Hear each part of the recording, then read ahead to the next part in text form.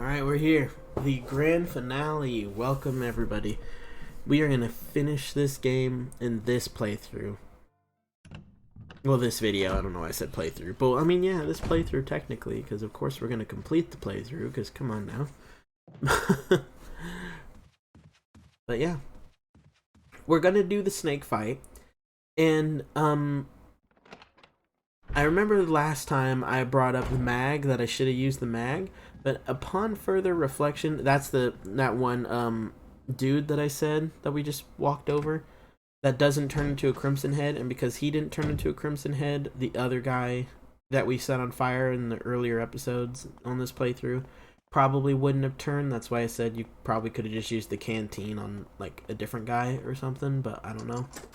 But anyway. So but yeah, like, the mag I actually feel like took longer. Like, I actually feel, because I had to use all but 2 shots. But with the grenade launcher, I feel like I used a lot less. Like, I feel like I just used a handful. So I, honest to God, think it... Like, you guys obviously remember me fighting the snake. Or if you don't, you can go back to the previous episodes on my first playthrough of this in this playlist and see me use the grenade launcher, and you tell me what you think, because I honest to God feel like it took longer to use the mag. Like, it took more shots is what I'm saying.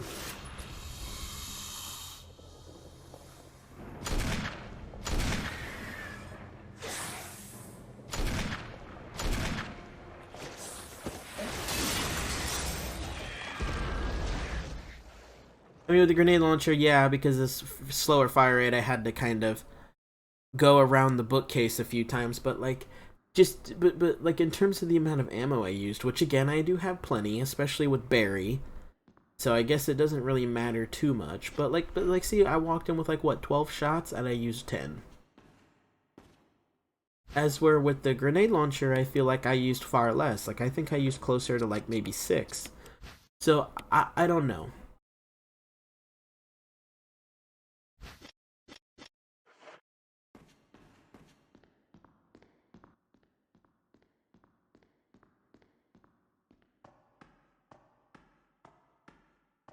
Like, I really don't know. Like honestly, like...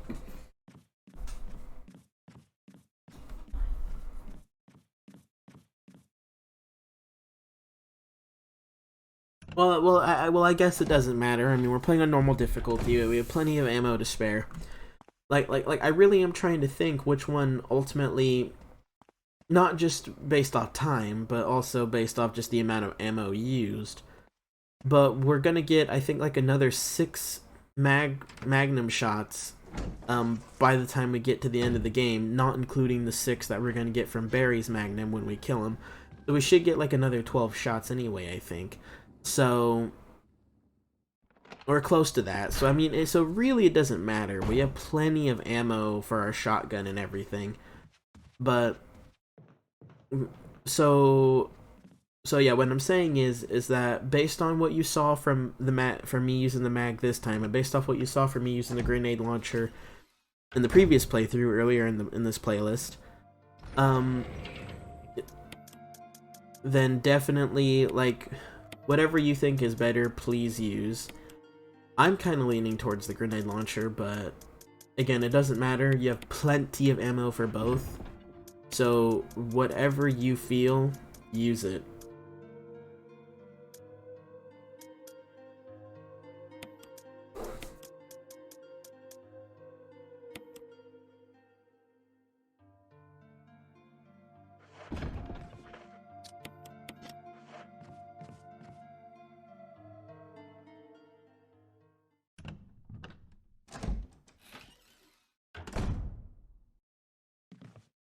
Yeah, yeah.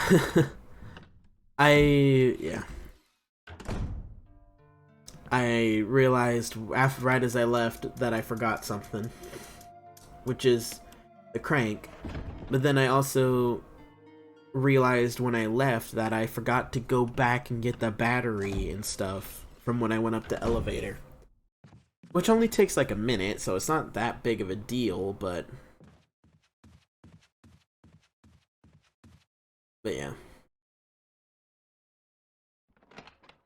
Yeah, and then because of the ammo and stuff in there that I gotta grab, I decided to do another item box run.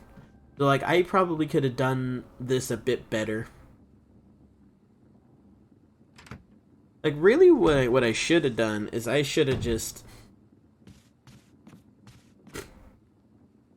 when I went down to the basement, I should have just brought my shotgun shells, my key, and since I was gonna get a green and a red in the basement anyway to make my heal, and then another green and a red there, like I probably could have made it to where I could have got the battery and the ammo first go instead of having to come back here a second time and then go get the diamond. And yeah, so there was a better way for me to do it. I just didn't do it because I wasn't thinking. So that's something that you could fix if you want to improve your time, is when you go to the basement with those tarantulas, like when you come back from the residence, just bring the bare minimum. You don't need to heal because you're going to get one super quick, and I highly doubt you're going to let the tarantulas kill you. Like, come on now. So, you know, that's why I'm saying is you'll be fine if you do it like that.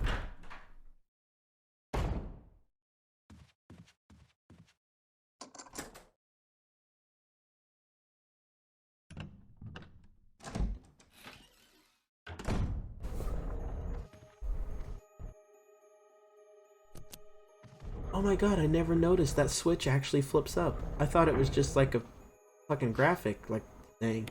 I didn't actually realize it flipped. Oh, that's actually kind of cool. I know there's probably a bunch of you that are like, really, you stupid? It's like, I swear to god, I never paid that much attention to that because I was so focused on the puzzle. And but now in post commentary where I'm not having to think about anything, I can just really focus on what's on screen. If that makes sense. I don't know if that does, but just, yeah, like, oh wow, that's actually really cool. A lot of attention to detail that's what I really like that about games, because I do tend to be one of those gamers where I'm a lot gameplay focused. Like, the more I love the gameplay, the more I want to rush through the game, which is weird. I know you would think you'd want to enjoy it more, but that's just, I don't know. I'm weird like that.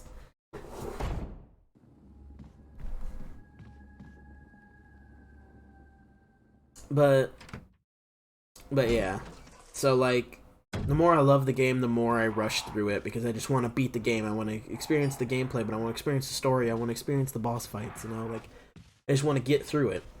And you know, I know there's probably some people that are like, well, that sounds like someone who doesn't really like games. Like, you just want to just get it done as quick as possible and finish it and just stop. And it's like, I don't know, maybe my brain's wired differently, because usually if I'm not enjoying a game, I'm very slow about it. Like, I don't give a shit about the exploration. I don't give a shit about getting through it. You know, like, I don't know. Or maybe it's just a mood thing. It really just depends on my mood. Like, you know, I could really like a game, but if I'm just not in a mood, I just don't take it serious. Like, I don't know. I don't know. Everyone's weird nowadays in their own way. You know, I think that's a fair assumption to make.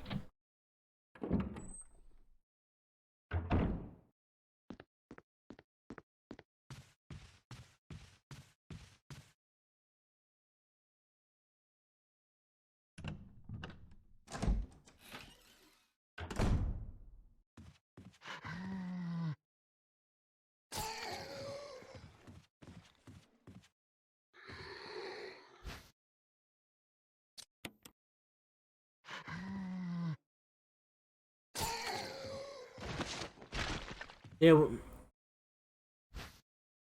I wasted 2 there, but I'm gonna get 1 back, so... Oh well.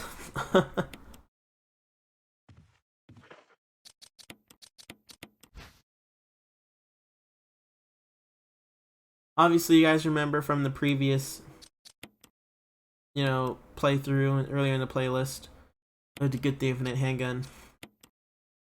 Very easy puzzle to do, like incredibly easy.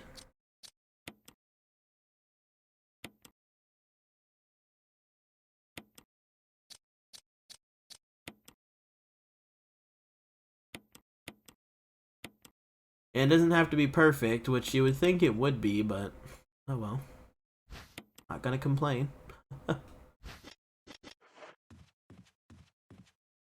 I mean, I honestly, I probably could have grabbed that green herb if I really wanted to, but I ultimately decided against it, because...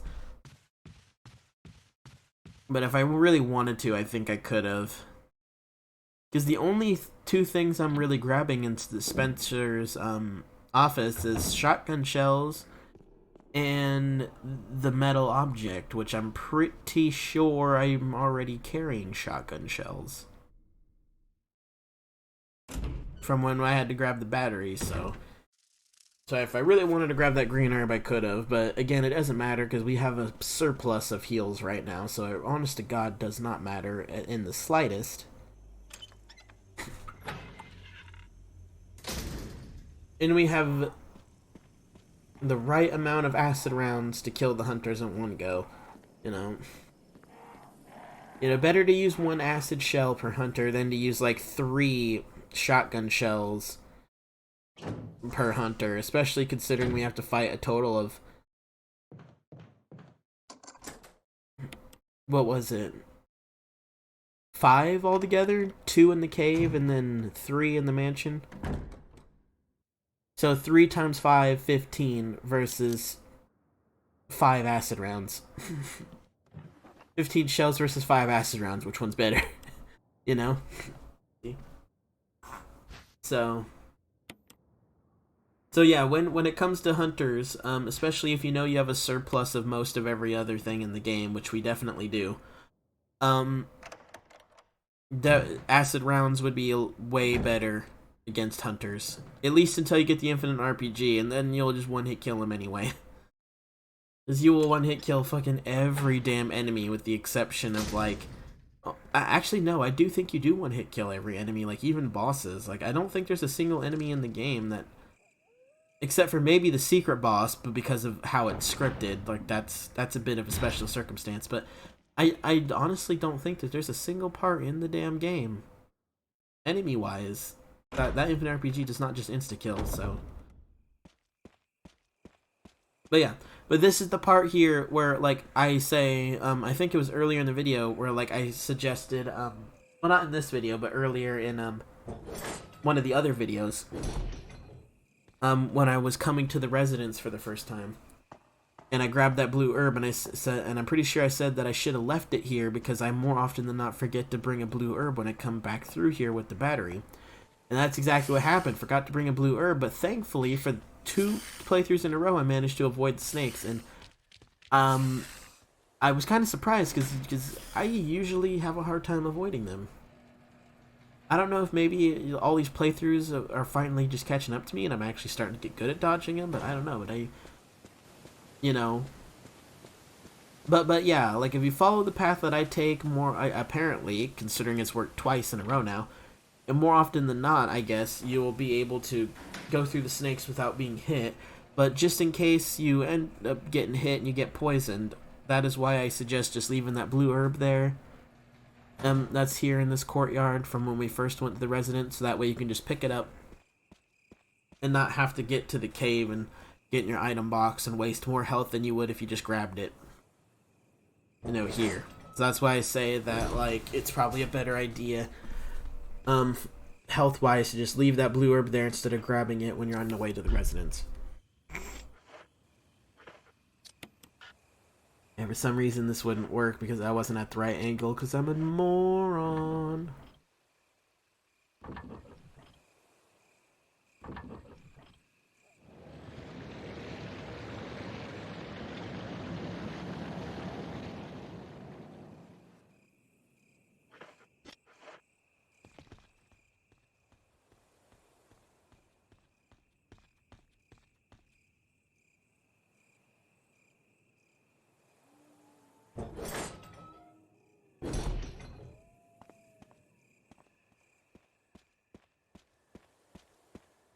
Yeah, the caves, obviously from earlier in the playlist, you know, in the first playthrough, I don't really think there's much for me to commentate on in that regard, to be honest, because, I mean, did I use the mag or did I use the grenade launcher? I think I used the grenade launcher again. And I think it was because I was a bit worried that the mag wouldn't be enough because of the snake fight.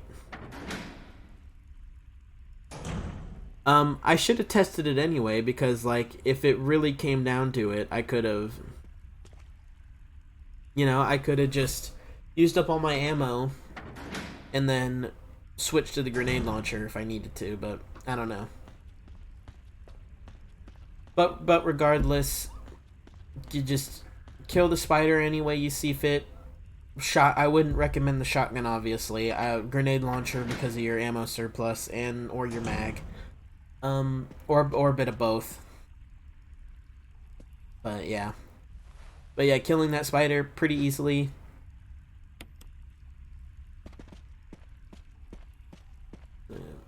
Avoid this guy because of his dumb animation.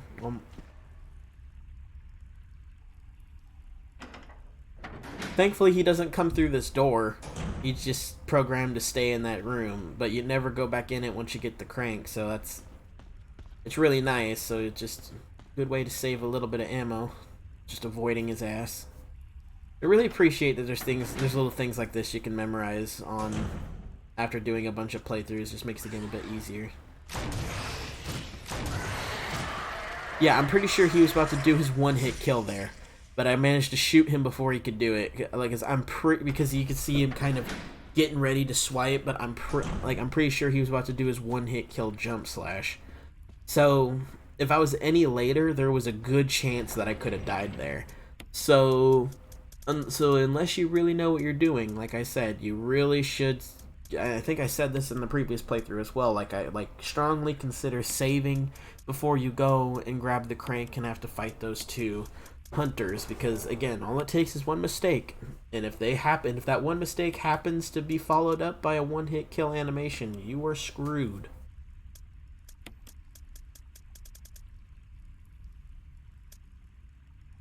Oh damn. Yeah, I hate summer. Starting to get a bit hotter. Starting to sweat a little bit. It's so annoying. I hate it. I hate it with a passion.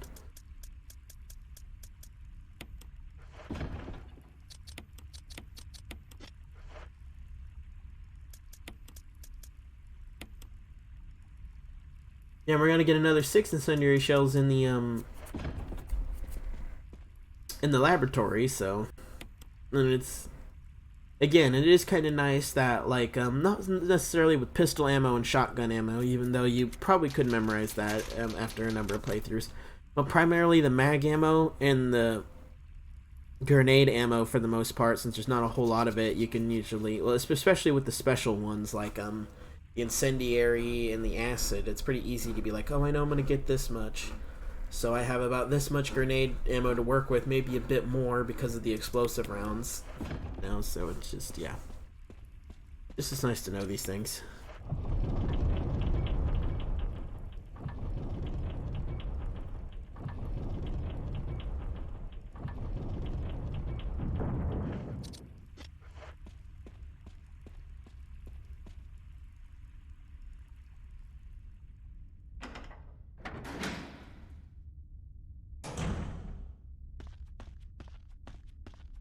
And this damn boulder.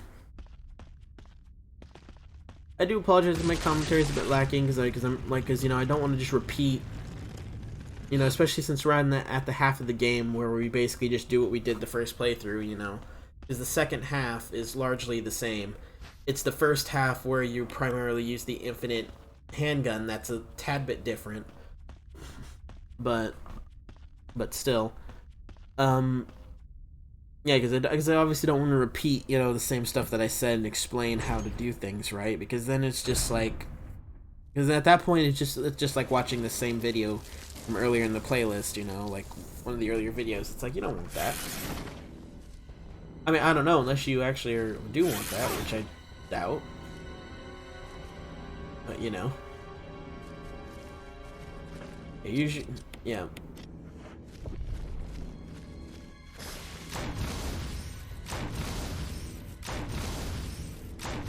Four, five. Takes about 5 shells. 5 explosive shells. That's all you need.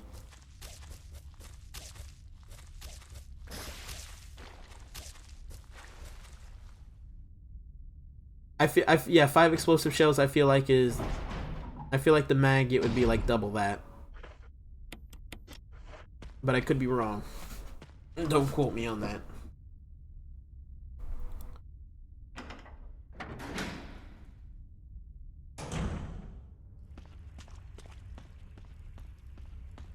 But yeah, like, the cave is obviously probably the quickest section in the whole game, alongside the residence, to be quite honest, because I feel like these are the 2 fastest sections of the game. So, obviously, once we finish this puzzle in here, and we go get the broken flamethrower, we're gonna leave the cave, and then we'll be at the laboratory. In the laboratory, just like I said, you do the same thing you did the previous playthrough. I don't think I really did it any differently. I'm really trying to think. Pretty sure I didn't.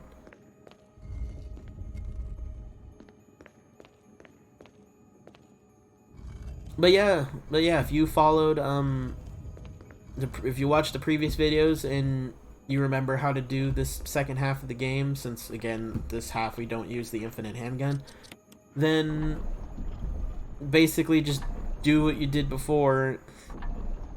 Just try to do it faster. Which is doable. Very doable, if you know what you're doing.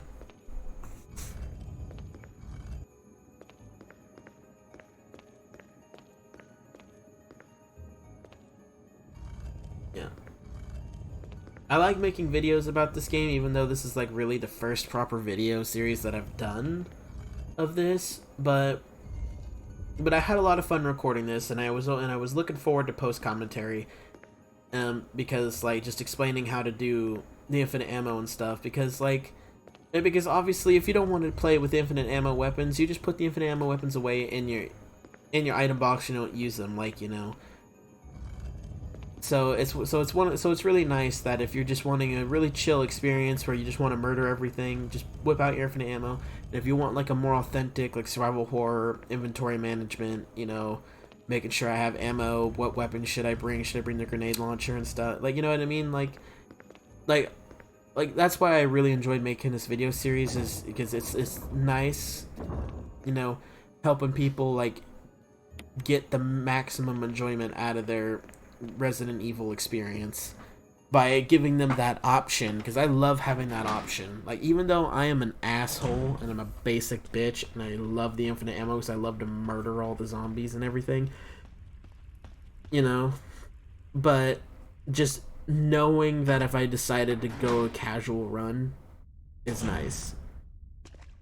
Or hell, if I'm doing like a casual run with no infinite ammo and like I'm really running low on ammo, and just having the ability to, instead of being like, oh damn it, I have like no ammo, like I made like a massive mistake or something, like a run killer because I just have no ammo and there's no way for me to get past these next enemies or something because I just don't have enough, they're too quick, hunters can insta kill me, like, you know what I mean? Just like, even having the ability to just for like a brief section or two use the infinite ammo to gain some of that regular ammo back and then put it back, you know, just the possibilities you can do to really enhance your experience is really why I enjoy getting infinite ammo in Resi games, because like, because to a slight extent, you know, you can kind of be creative with it, and that's what I like about it.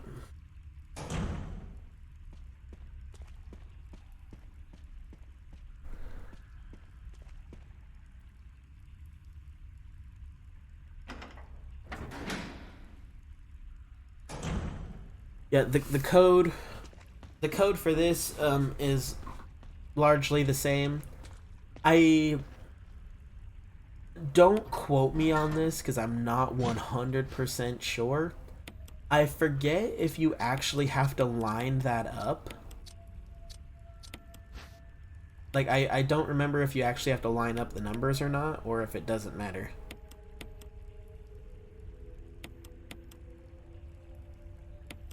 But I feel like it would matter.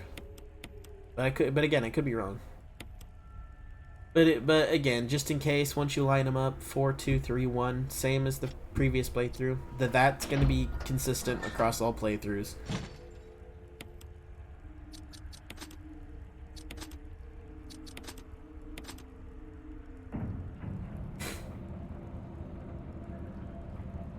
Yep.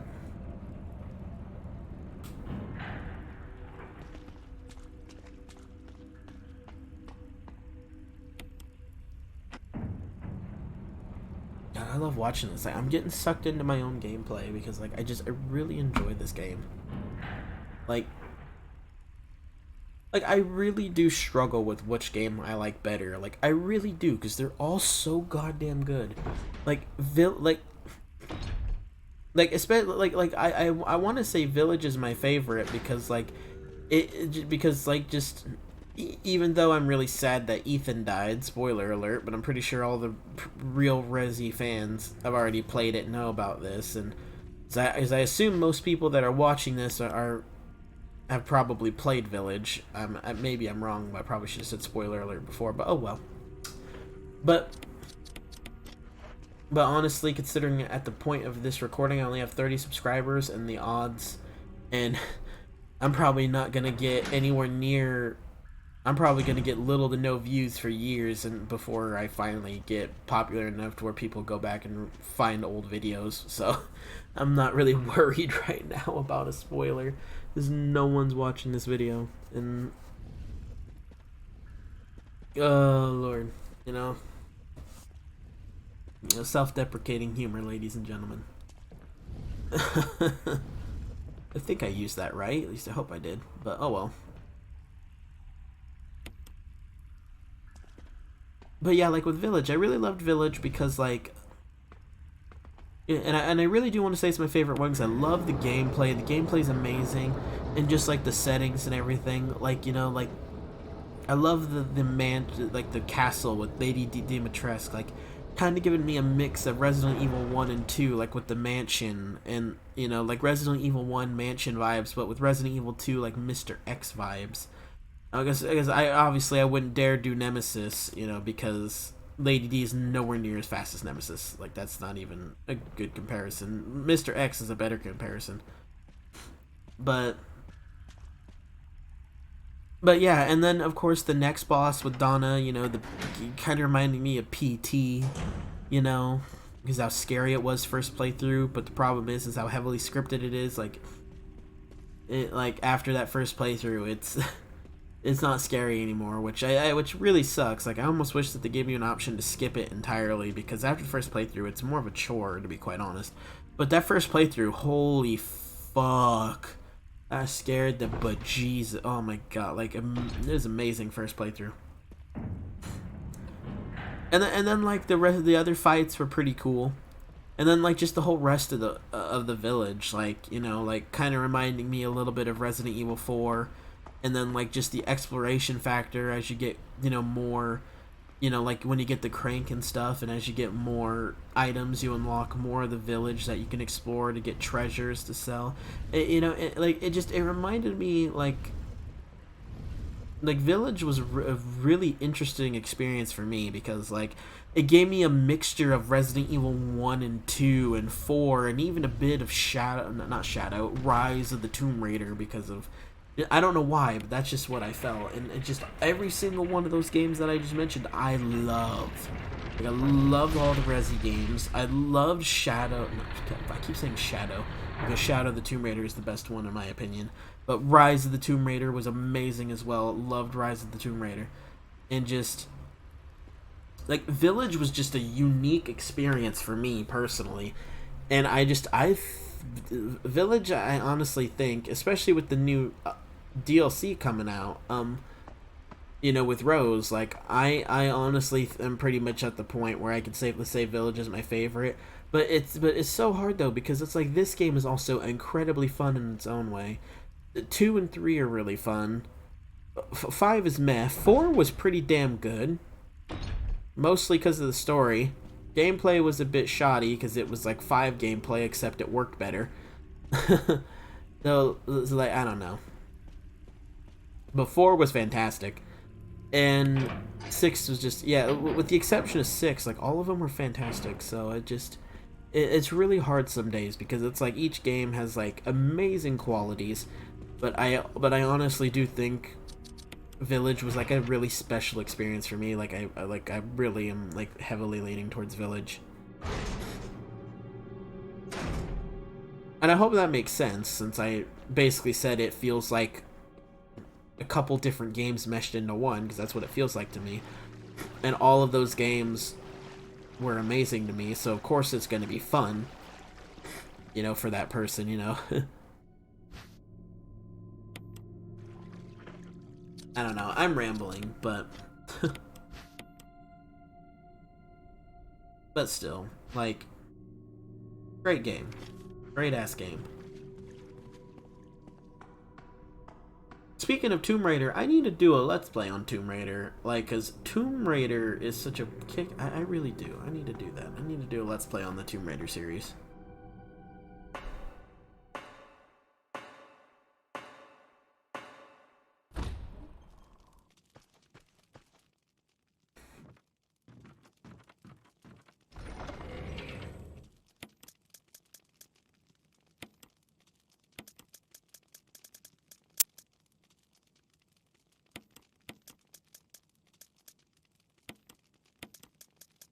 As you can see, I'm just doing a bit of OCD reorganizing at this point.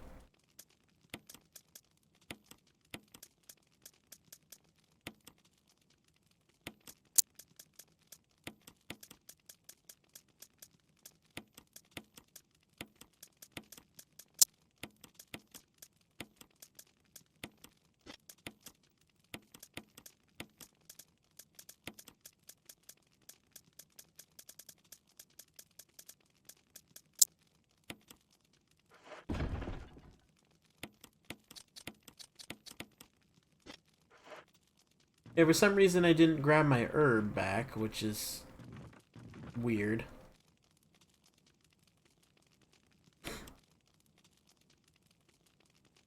Oh no, I think it's because I remember that I... Do I get stuff on the way back? I forget. Oh, whatever, we're gonna find out. I don't think I do, but oh well.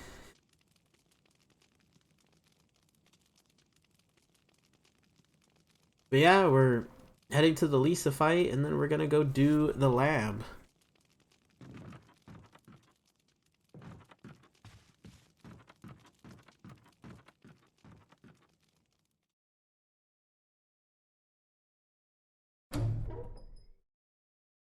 I don't know if I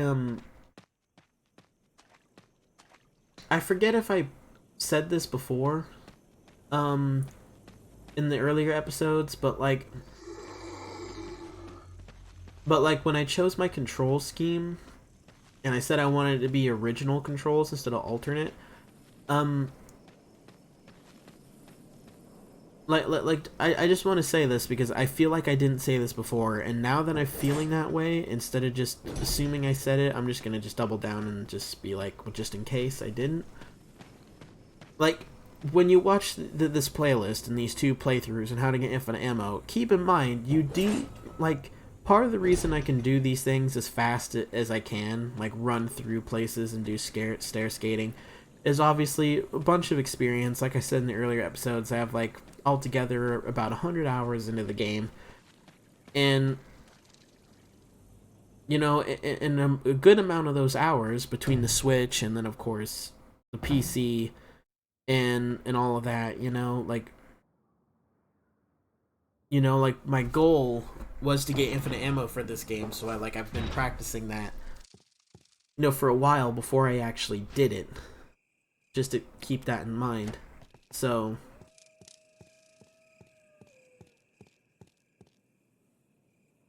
yeah.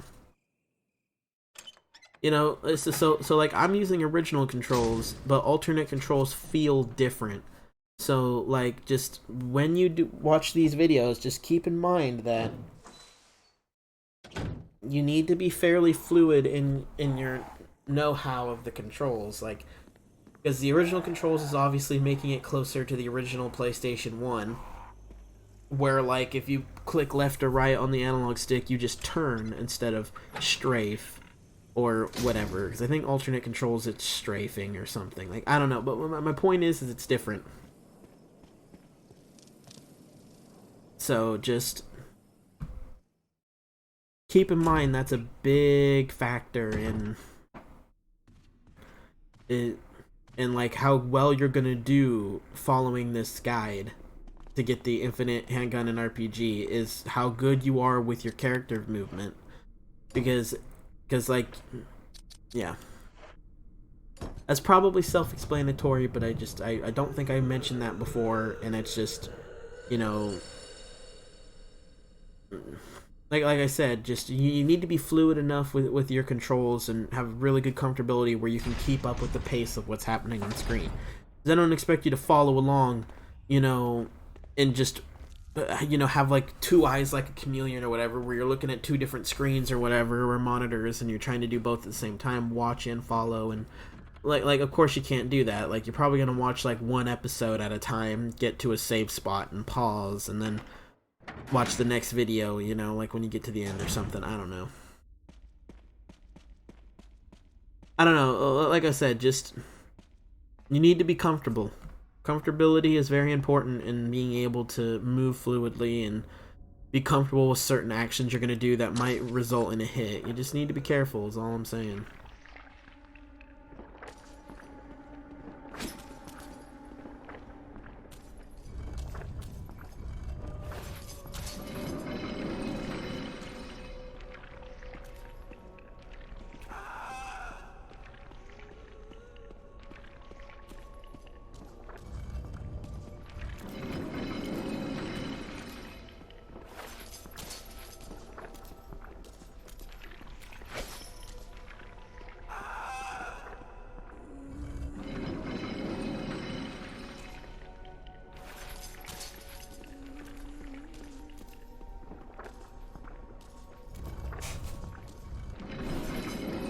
Yeah, see, you just gotta...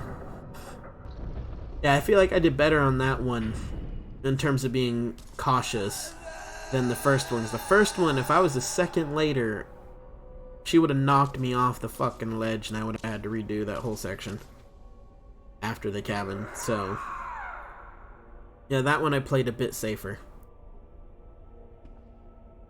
And it worked out.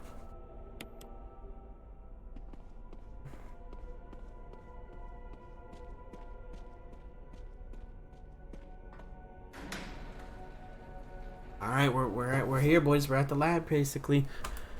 About another 20 minutes, and then it's over. And then I can end my post-commentary, and then I can upload these, and we'll be good to fucking go, everybody.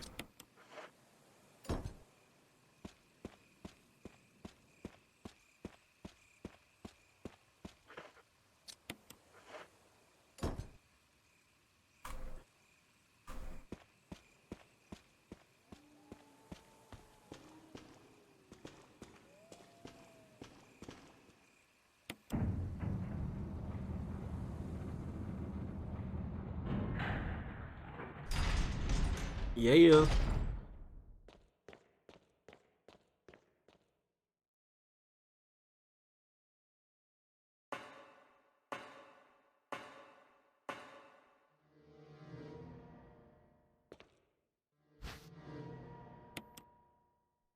I might go play Breath of the Wild after this. I'm kind of in the mood to play Breath of the Wild. Might start 7 later. I don't know. I really don't know. Like, honestly.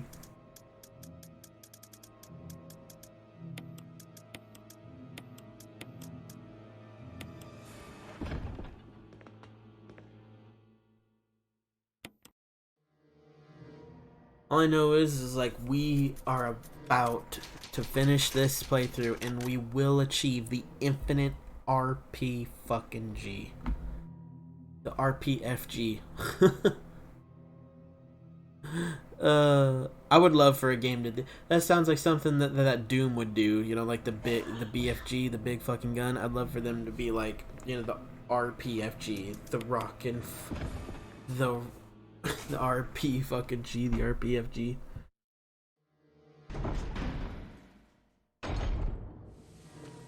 I don't know, I'm just being stupid. I'm just having a little bit of fun. Somehow, and I don't know how I pulled this off, but I'm pretty sure every single zombie in this area, with the exception of I think maybe one, I blew their fucking heads off, and I don't know how. Yep, see, there's two. One right here. Did I blow this one's head off? Yep, so that's three. And then there's two down here. Yeah. I don't think I have ever gotten that lucky to get 5 in a row. So, don't expect this to happen. Assume that you are going to need... Well, like I said, you brought 2 uses of the kerosene in here with you. Right? And then you have 4 uses from the kerosene thing up there. Yeah, for some reason he's just not get. Okay, no, oh, no, okay. I got 3 in a row, which is still, I think, more than I've ever gotten. I was quite happy about that. And then I used 1 use on that guy. And now there's only 1 zombie left, not including the one where the fuel is.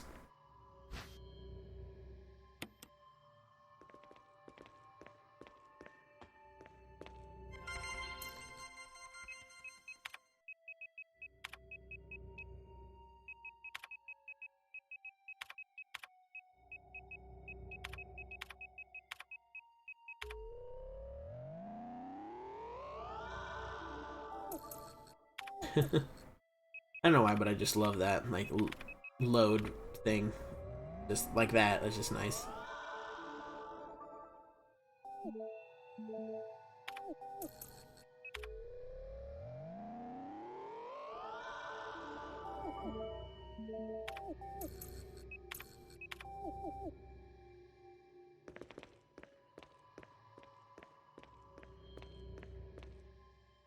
Yep, do I kill this one zombie right now? Or oh no, I think I do that a bit later, actually.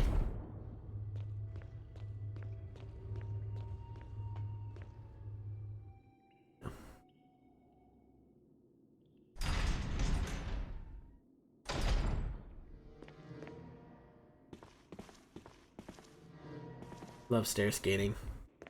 So, I'm still so sad that it's not in Resident Evil 0.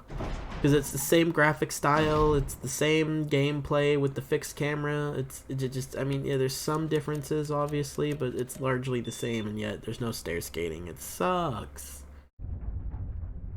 So upset.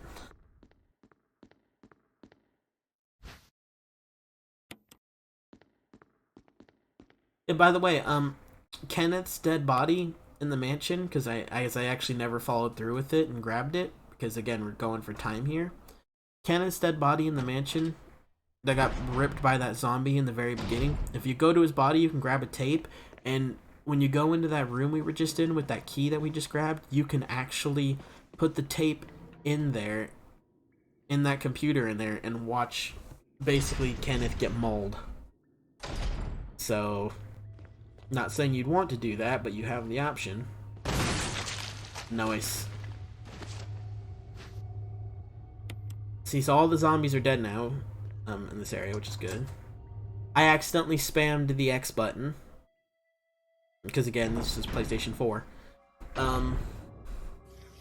And I didn't mean to go in here. You'd only need to go in there for the MO disc. But we're not going for the MO disc, so that's like a playthrough for a different day. But yeah.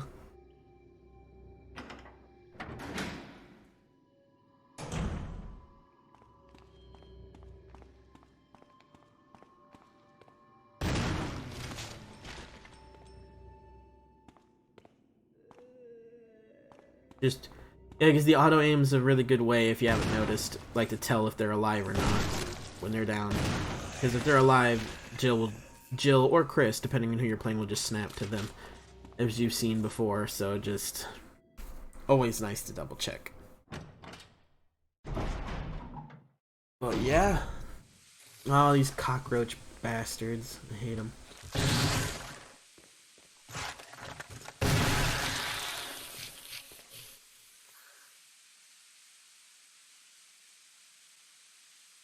At least they're easier to kill in this game than they are in 5, because in 5 they're harder.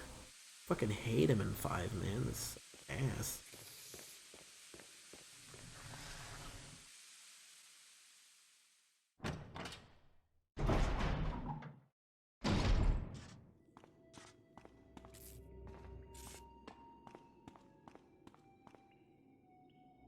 Yeah. The 3 quickest parts of the game: the caves, lab, and the residence. I guess that's a bit unfair considering the mansion, being the mansion, is obviously bigger and you have more shit to do, and they break it up into parts. But still, like, the residence, if you know what you're doing, you can do in about, not including the time to get there, just from the moment you enter to the moment you leave, like that front door, it's about 25 minutes. The lab is about 20 minutes, if you know what you're doing.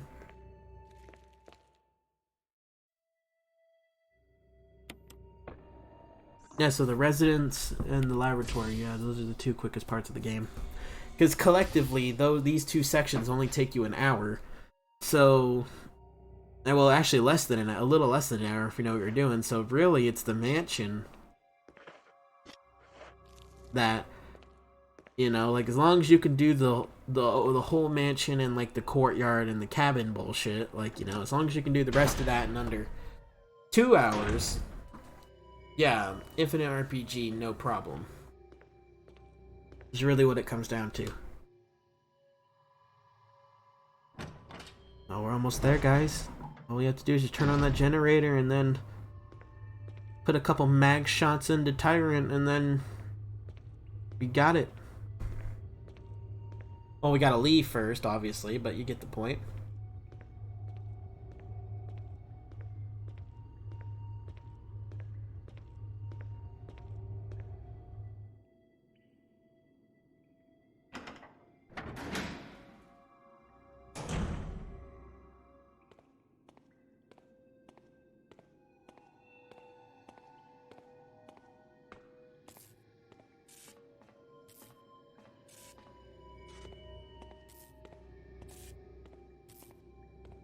I love the music of that part of the lab. Just that, it just, oh. Game is amazing atmosphere, I swear.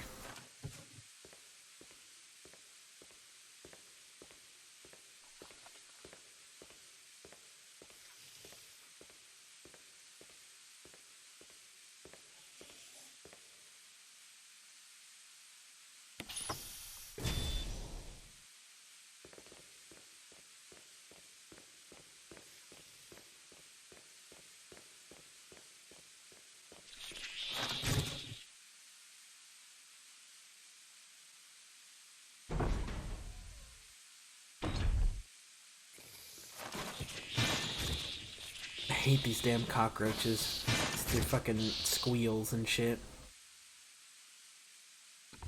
But hey, but yeah, we've practically beaten the game at this point, because Tyrant's fucking easy, and these cockroaches are pretty easy, so... I do want everyone to be aware that, like, obviously there's, like, achievements for beating the game on hard difficulty, and obviously the infinite ammo, you get, once you unlock the infinite handgun or the infinite RPG, or in this case both, they both immediately become accessible in all 4 difficulties. Very easy, normal, and hard. So if you're looking to go for achievement hunting and get the hard difficulty achievement, like by beating it, it becomes 1,000 times easier because you can just one-hit kill everything with the infinite RPG. But I do want you guys to be advised that when you beat the game on hard difficulty, and I know this from experience, in order to make the game at least still somewhat challenging, now that you've basically proven to the game that you are a really good player by being able to do it on hard difficulty, regardless of the means to do so, when you beat the game on hard difficulty, it unlocks a special new enemy that has a grenade vest on, and they're runners, like they're zombies that can actually fucking run, like they're not Crimson Heads. It's basically just a regular zombie with the ability to run and with a grenade vest on. And if you deal any damage to him whatsoever, he explodes, and it's an automatic insta-kill. You cannot do any... I don't know if you can use defensive items on him. I don't think I've ever tried. Partially... So if you want to experiment, because I actually, at the moment of recording this, I actually have no idea. But... So I don't know if defensive items count, like a taser or a knife in the head, but anything else, RPG, grenade launcher, pistol, it does not any damage whatsoever. He explodes, and he will kill you.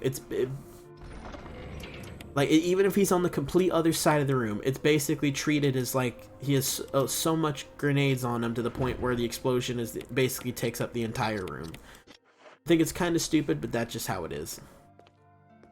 And I just want you guys to be aware of that. So, like, after, like, as long as you don't beat the game on hard difficulty, unless there's another way to unlock them, which I don't think there is, you'll be fine. You can just spam your RPG and just kill everything in sight.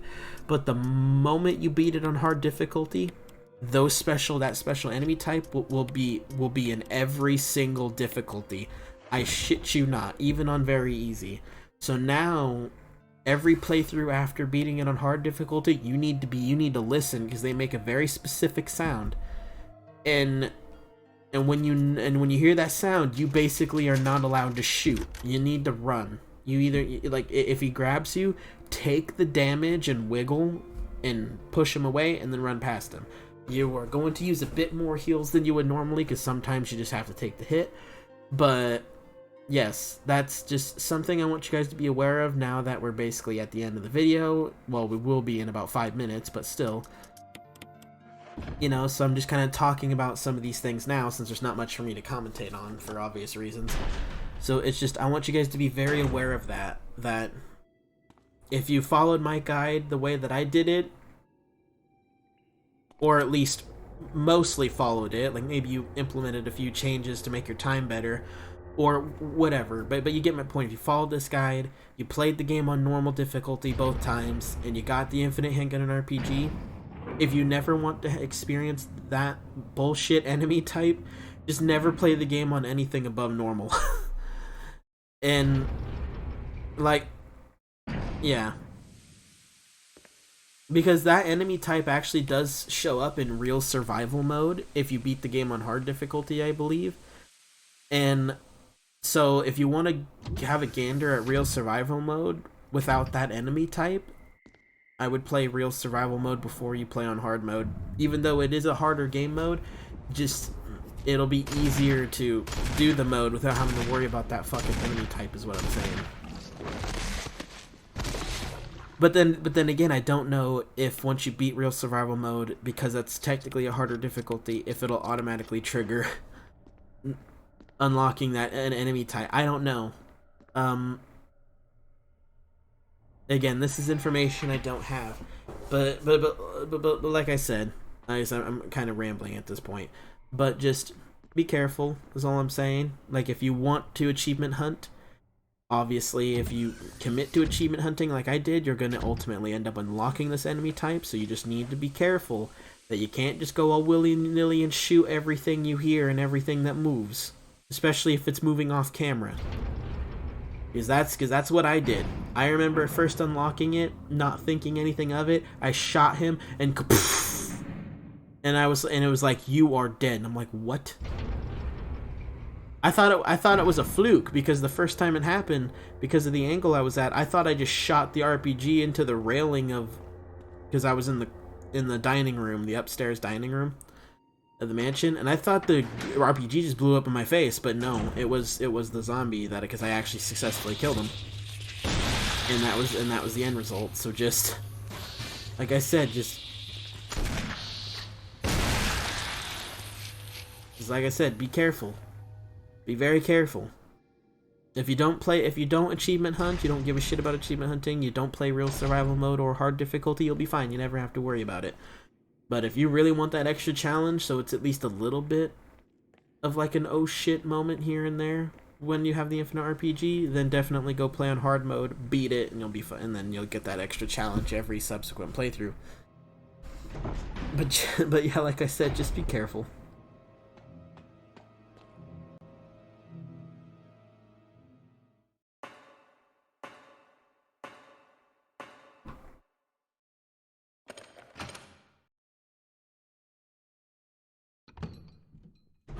But yeah, we're here.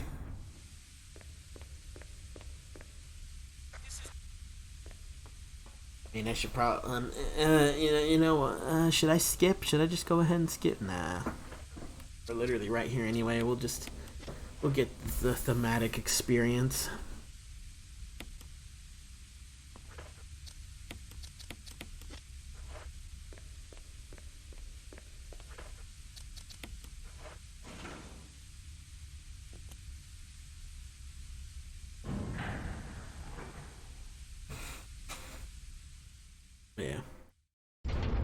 But yeah, the game is over.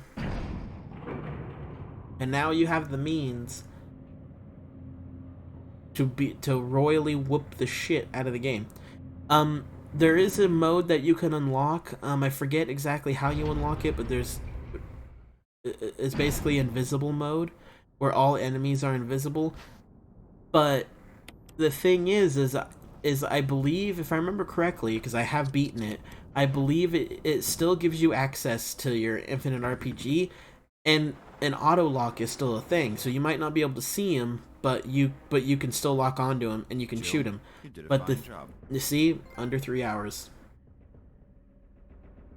Got about 14 minutes and 55 milliseconds left to spare, or 45 seconds to spare. You know what I meant. Fucking A. Yep, you got the RPG. Hell yeah. And then you can just overwrite your clear save. That way you don't have to have more than one, like I did on PC like an idiot. I made multiple clear saves. And now now it's to the point where, like, if I don't load the right one, I don't get my infinite ammo, because it took me multiple playthroughs, because I played it on PC first, right? And it was getting my mojo and everything to where I could get good enough to get the infinite RPG, and just, yeah. It was a whole thing, so... But yeah. But yeah, in invisible mode, is I don't think you unlock that until after you unlock the grenade vest dudes. And those guys are also invisible, I'm pretty sure, so like I said, you gotta be very cautious about... But again, it's just, yeah. I'm rambling, you get the point. But we did it. We have the infinite RPG, we have the infinite magnum, and now, with the exception of real survival mode, where there is no infinite ammo whatsoever, you can have access to that in every mode in the game, with the exception of real survival, and you can just whoop ass and clean house, provided there is no grenade vest guys, in which case you need to be a bit careful and just focus on avoiding him instead of shooting him. But again, that's pretty easy, because you'll have more than enough health to do so, because you'll just be able to one-hit kill everything else in the game and not really worry about taking damage. So you'll just have heals up the ass anyway, so you'll be fine. But anyway, with all that being said, that's the ending of how to get infinite ammo in Resident Evil. I will see you guys on the next series, whatever that series may be, whatever you decide to watch next. Take care, everybody.